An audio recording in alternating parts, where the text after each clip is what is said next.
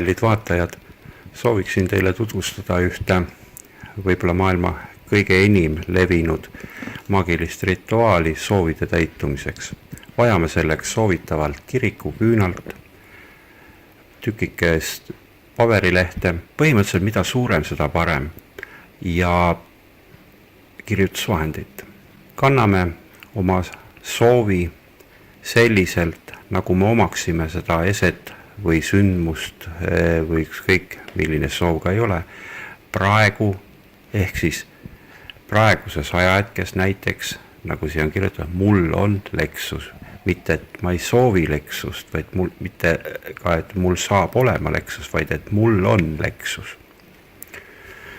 Võtame selle paberitüki,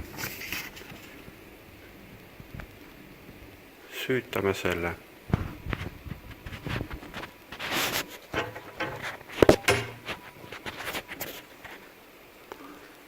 Laseme sellel põleda.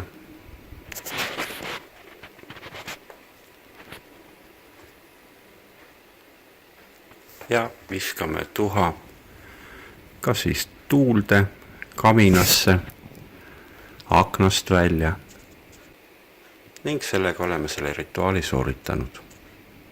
Aitäh teile!